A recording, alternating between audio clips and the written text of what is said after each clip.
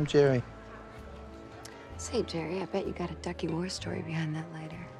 Yeah, sure, I got stories. I got shot down once over the Pacific. I spent the night hanging onto the wing of the plane, and I had sharks bumping my legs in the dark. Are you weak in the knees yet? Sure I am. Let's see, you're not quite big enough to be a Shylock. I give up. What's your racket, handsome? My racket is, I'm a Bible salesman. You want to take me away from all this and make an honest woman out of me? No, ma'am. I was just hoping to take you to bed.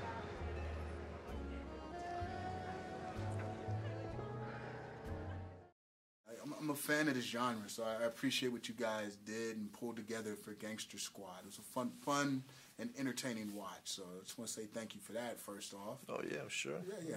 I like your work, man. You were good in this, man. I like your range, so it was fun watching you do your thing and fun seeing you in that period setting. What was that like for you to kind of recreate that whole era of post-Depression Los Angeles?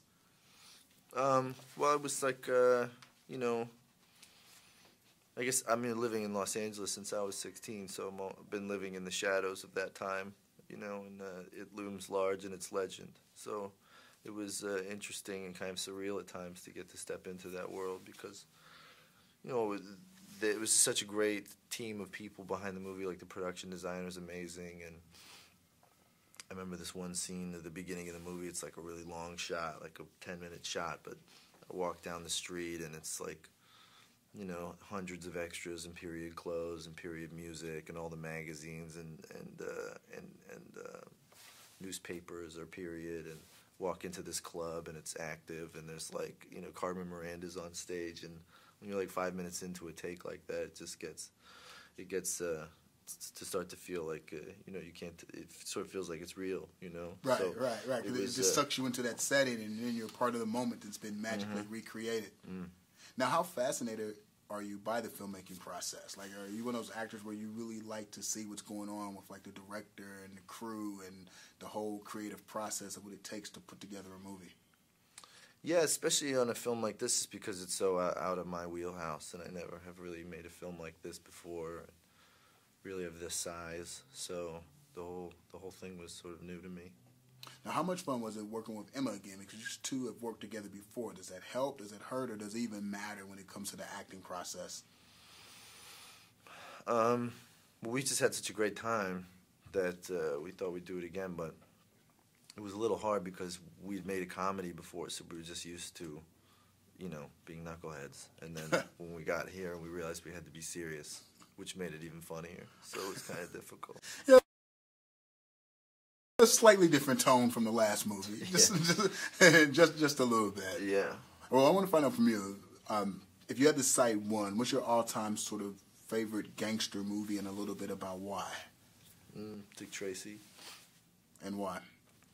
I just, you know, I liked the sort of dreamish quality about it, you know. I thought, and the sort of cartoonish quality, I guess. And I thought that this, although it's much different, I thought this had, like, you know, like similar sensibilities in a way. No, I can totally see that. And I also remember when that movie first opened, it was sort of like it sort of like broke the ice for that whole comic book world to be brought to life. Because that movie was, I think a lot of people forget, that movie was a really, really big deal when it first opened. You know, it had Warren Beatty, had Madonna, and the way it was shot was Pacino, like, right, it was like something that we had never seen before. I actually like that. That's a pretty smart choice. I like that choice a lot, man. Yeah, it was just so surreal too, and a lot of heavy makeup, and you know, I don't know, I loved it. I collected all the Burger King mugs. I was a total fan. I thought we might get a mug out of this movie, but I don't think that's going to happen.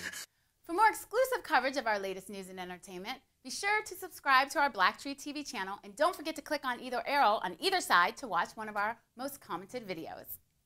My favorite scene might have to be the 5-minute shot going through the kitchen, from outside going through the kitchen in Goodfellas.